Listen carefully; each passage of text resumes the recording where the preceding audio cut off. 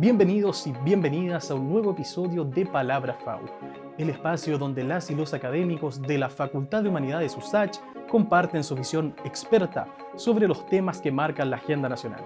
Soy el periodista Luciano Guzmán y hoy nos acompaña Paula Huenchumil, periodista y coordinadora académica de nuestro programa de periodismo vespertino. Con una vasta experiencia en diversos medios y en el estudio de las culturas indígenas, Paula nos acompaña para conversar sobre un tema transversal a nuestra historia: la representación de los pueblos originarios en nuestra institucionalidad. ¿Cómo ha evolucionado esta participación en las últimas décadas? Acompáñennos en esta conversación que busca aportar a la toma de decisiones informadas en nuestra sociedad. Muchas gracias, Paula, por acompañarnos en Palabra FAU. Voy a contextualizar un poco el escenario y nos voy a remontar al año 2021, a la Convención Constitucional. Fue primera vez que se eligieron representantes constitucionales de los pueblos indígenas. De todas maneras, marca un hito en la representatividad que tienen en las instituciones chilenas. Entonces, cuéntanos cómo lo ves, cómo ves el día de hoy la representación que tienen las comunidades en nuestras instituciones, tanto en el Ujú. Congreso como en el gobierno, entre otras. Bueno, gracias Luciano, primero que todo, a ti y a la FAU por esta invitación y para hablar estos temas que a mí la verdad me interesa mucho desde mi área, desde las comunicaciones, desde el periodismo.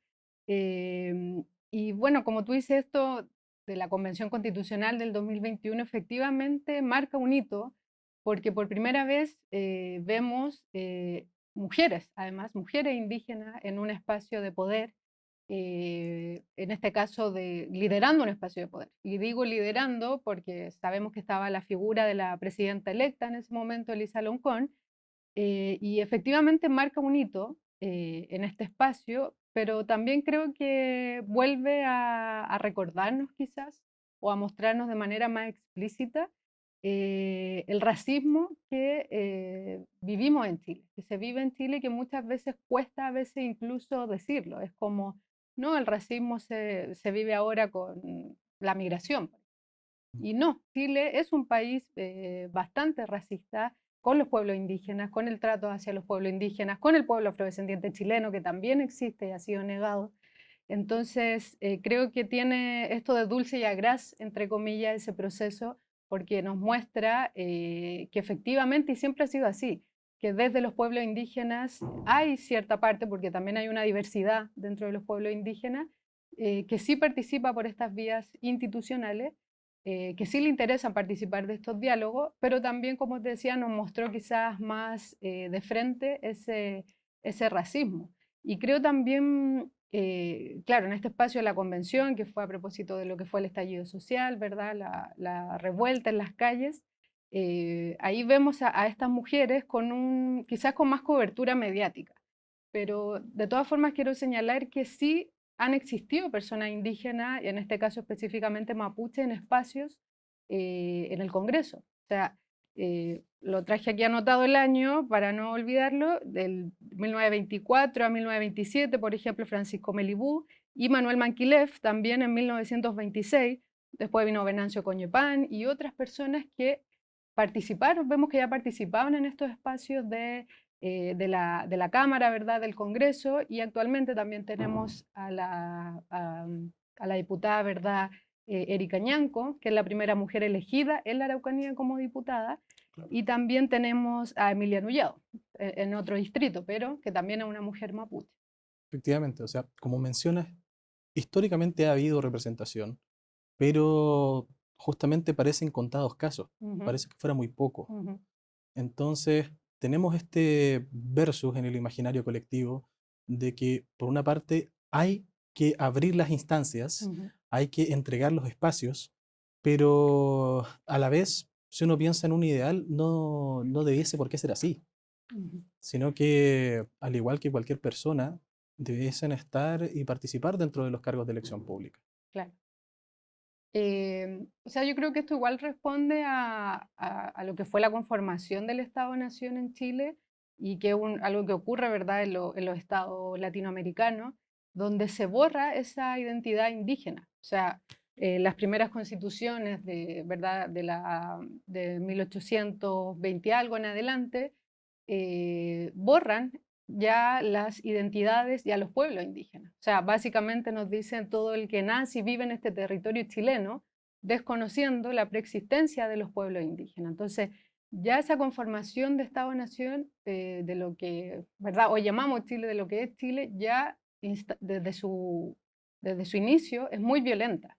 Es muy violenta no solo en este término quizás simbólico, cultural, político que puede ser una constitución, sino también eso luego significa décadas más adelante la mal llamada pacificación, por ejemplo, que Es es la que ocupación de la efectivamente Araucanía, fue una conquista, con todas sus letras. claro, una ocupación militar. Ujú, Exactamente. Entonces, claro, partimos desde un inicio muy violento, como dices, ujú, y claro, con el pasar del tiempo se ha tratado de reparar un poco, se ha tratado de dialogar, ujú, pero son posiciones siempre que están muy enfrentadas porque el daño fue gigantesco. ujú. Entonces, te pregunto, ¿cuáles dirías tú que son los principales desafíos el día de hoy que tiene la comunidad y los pueblos originarios para aumentar su representatividad en las instituciones y también el impacto que ésta tiene? Ujú. O sea, primero, Luciano, como te decía anteriormente, dentro de los pueblos indígenas, hay una diversidad dentro de cada uno de ellos. O sea, políticamente hay agrupaciones, comunidades que, como te decía antes, sí creen en esta vía institucional, sí creen, ¿verdad?, en distintas entidades como CONADI o, ¿verdad?, ciertos diálogos que se generan desde los distintos gobiernos de turno, pero hay otras que no, que tienen, ¿verdad?, otros, podríamos decir, postulados políticos, ¿verdad?, de una desconfianza absoluta hacia el Estado que justamente tiene que ver por la violación a derechos humanos que ha existido, por el despojo territorial, o sea, son diferentes razones por las que llevan a esta desconfianza total y absoluta hacia las acciones que pueda tener tanto el Estado y los gobiernos de turno, como te decía. Entonces, por una parte, decir eso, que tenemos esta diversidad. Y creo que es importante porque muchas veces los medios de comunicación tienen esto de colectivizar, y que es una forma también de discriminación y de racismo, de mostrar a un pueblo como igual. O sea, todo el pueblo mapuche es de tal manera. Bueno, y de hecho en el caso mapuche, los medios de comunicación han tenido un rol activo en el sentido del estereotipo, de la estigmatización que ha existido en las diferentes décadas. No es un actor pasivo sobre eso.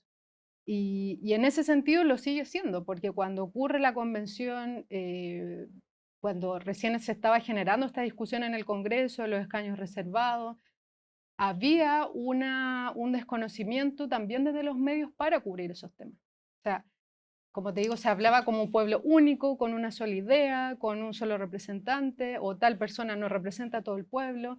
Entonces, como se aplica, ¿verdad?, estas maneras de racismo, porque nadie creería que Chile, por ejemplo, todos los chilenos piensan igual o tienen un solo representante, sino que hay una diversidad y que es súper natural y democrática. Y en el pueblo mapuche ocurre lo mismo. Entonces, eso por un lado creo que es un gran desafío, por una parte, como te decía, también desde los medios, y la otra quizás arista que me gustaría abordar es que esto que ocurrió en la convención, que efectivamente tuvo más cobertura mediática, no diría que correcta, pero tuvo Ujú. más, eh, mostró, claro, esta presencia indígena que generó mucho rechazo en las personas, que generó muchos mitos, ¿verdad? Se alimentaron muchas ideas falsas de la plurinacionalidad y de diferentes, ¿verdad?, elementos que se estaban discutiendo en la convención. Pero esto no es una idea nueva. El mismo Patricio Elwin, por ejemplo, cuando él está en campaña electoral, él realiza lo que se llama el Pacto Nueva Imperial en 1989, y en ese pacto él realiza promesas a comunidades de distintos pueblos indígenas, no solo el pueblo mapuche. Y en esa promesa de campaña, una de sus promesas era justamente el reconocimiento constitucional, y que vemos que efectivamente no ha ocurrido hasta el día de hoy. O sea, es una promesa que viene desde, como te decía, desde la llegada a la democracia con Patricio Elwin, donde él prometió esto, prometió eh, el convenio 169, adscribirse, ¿verdad?, al convenio 169 de la OIT, y también, por ejemplo, paralizar Ralco, que fue uno de los grandes hitos respecto a la situación del pueblo mapuche hoy, como cómo, ¿verdad?, se ven enfrentados los poderes y los intereses, en este caso de una transnacional, y se instalan hidroeléctricas, y es un dilema y un problema que enfrentan en el Alto Biobío hasta el día de hoy. Entonces, quería hacer ese punto porque lo de la plurinacionalidad, esta vía institucional de querer ser reconocidos por este Estado que ya te pisoteó, que ya te violentó, pero así todo, hay personas que están dispuestas a dialogar, no ocurrió el 2021, viene desde hace mucho tiempo atrás. Y como digo, te doy un ejemplo con lo de Patricio Elwin, pero anteriormente también hubo otro tipo de intentos con otros gobiernos. Claro, es un paralelo súper interesante porque el chileno tiene mala memoria, eso es verdad. Ujú. Entonces también se tiende a hacer estas campañas de desinformación que durante el periodo de la convención fue brutal. O sea, como mencionabas tú, el tema de la Ujú, plurinacionalidad, el tema del reconocimiento de los pueblos dentro de la Constitución, ujú, se tornaba en mensajes de odio, en ujú, mensajes caricaturescos. ujú. Entonces, claro, como bien mencionas, todavía hay gran parte que está dispuesta a que esto suceda, a obtener un reconocimiento de parte del Estado. Em, pero, ¿crees tú que es un tema fundamental para que se avance? ¿Crees que está, por decirlo así, en el top de la agenda o son otros los temas que debiésemos tratar? Eh, ay, una pregunta difícil, pero creo que el reconocimiento de un Estado plurinacional, que básicamente es un proyecto político, que se trata de reconocer al interior de un Estado que conviven diferentes pueblos. Ese es el concepto que podríamos decir de lo plurinacional. Entonces, no es lo que también, como tú decías, se creaban estos mitos o fake news, Claro. ¿verdad? Quieren separar Chile, diferentes consignas que escuchamos durante esos días. Entonces, la plurinacionalidad, como te decía, es un proyecto político que reconoce que conviven diferentes pueblos con distintas identidades, con su propia forma de ver el mundo, de convivir. Entonces, creo que la plurinacionalidad efectivamente, desde mi punto de vista, como digo, hay otros puntos de vista también, Ujú. sí permitiría un avance respecto a y una plurinacionalidad más allá de lo simbólico, sino que se Efectiva. lleve, claro, que se Ujú. lleve a cabo a través de políticas públicas, porque creo que ese reconocimiento del Estado debería, ¿verdad?, obligar al Estado y a los gobiernos independientes del partido, ¿verdad?, o coalición que sean, respetar derechos territoriales, derechos políticos, culturales, sociales, que a día de hoy no se respetan. O sea, muchas veces solo hablamos del tema de la tierra. Sí, la tierra es un elemento fundamental en esta discusión, la tierra y el territorio, no solo la tierra. Y es un elemento fundamental, pero hay muchos más actores. No es solo el pueblo mapuche. Están las hidroeléctricas, están las forestales, y aquí lo digo de manera general, pero cada una de ellas tiene su nombre y apellido, podríamos decir. O sea, son de alguna empresa nacional o transnacional, y el Estado también, ¿verdad?, es el que avala y el que permite construcciones y continúa, ¿verdad?, este problema territorial que enfrenta una forma de vida, en este caso mapuche, que no quiere más plantación de pinos y eucaliptos, por ejemplo, porque muchas comunidades están con camiones aljibe, o pueblos, que también afecta a chilenos. O sea, hay una afectación a la calidad de vida también sobre, ¿verdad?, esta forma de vida que no ha sido respetada, y cómo se siguen violando derechos humanos hasta el día de hoy, como te decía, en diferentes territorios. Si uno ve las estadísticas también sobre la pobreza en Chile, generalmente también son en estas comunas, en las Ujú. comunas que tienen mayor presencia forestal, por ejemplo. Entonces, creo, un poco tratando de responder tu pregunta, que un paso hacia un Estado plurinacional sí podría permitir políticas públicas para empezar a ver este problema, porque sí hay un problema, pero no es el conflicto mapuche. Es un problema donde hay varios actores. El Estado, como decía, empresa, el pueblo, latifundista, o sea, hay muchos factores en ese problema. Y para enfrentar ese problema, creo que la plurinacionalidad efectivamente podría ser un paso político importante y no ver este tema desde la seguridad, como suele verse. Entonces, Paula, en base a todo lo que hemos conversado, Ujú. ¿qué mensaje tendrías tú para la comunidad que nos está viendo el día de hoy? Em, ¿qué le dirías en el fondo Ujú. a la persona que el día de mañana va a tomar una decisión como ciudadano en relación a las comunidades y a los pueblos originarios de Chile? Ujú. Em, bueno, quizás como consejo, puede ser como en términos informativos, ampliar sus plataformas desde donde se están informando y lo que están consumiendo, eh, porque hay relatos, ¿verdad?, que son bastante hegemónicos, que no muestran otras realidades. Entonces, eh, eso por un lado, ¿verdad? Tratar de informarse de diferentes medios de comunicación independientes, desde las universidades, también la bibliografía o libros que existen sobre estos temas, hay muchos que han abordado esta temática y también quizás aconsejar como no temer a la interculturalidad, que creo que es algo que nos han enseñado mucho desde este estado, ¿verdad?, homogéneo, que siempre nos dijo que solo habían chilenos.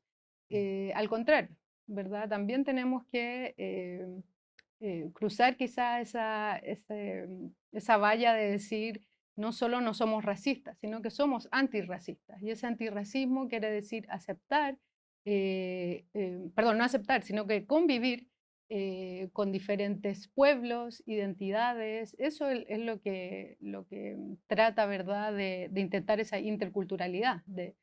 Tenemos diferentes formas de ver el mundo, de vivir el mundo, tenemos diferentes idiomas, pero podemos convivir respetando los derechos humanos, ¿verdad?, de cada uno de esos pueblos. Y quizás puede sonar como cliché o súper general, pero si uno lo lleva a la práctica, como te decía, es necesario hacer esa reflexión, porque actualmente no se está respetando esos derechos humanos, se está violentando a niños, a niñas, el derecho al acceso al agua, como te decía, hay muchos más que efectivamente son, ¿verdad?, violación a los derechos humanos y que generan más división o generan, ¿verdad?, más poco conocimiento y cada vez nos alejamos más. Entonces, el consejo quizás sería contrario, conocer a ese otro, perder ese miedo a ese otro pueblo y tratar en ese sentido de convivir de una manera más justa para todos y para todas. Muchas gracias, Paula. Te agradezco por acompañarnos en Palabra FAU. Muchas gracias. En esta oportunidad hemos realizado un análisis profundo sobre la representación de los pueblos originarios en las instituciones chilenas, de la mano de Paula Huenchumil, quien nos ha ofrecido una perspectiva fundamentada y experta. A medida que Chile sigue debatiendo su identidad y su futuro, es esencial mantener estas conversaciones abiertas, reflexivas y comprometidas. Agradecemos a Paula por su valiosa participación y a ustedes por acompañarnos. Soy Luciano Guzmán y los invito a seguir conectados con Palabra FAU en nuestras plataformas digitales, donde continuaremos abordando los temas que marcan pulso de nuestra sociedad. Hasta la próxima.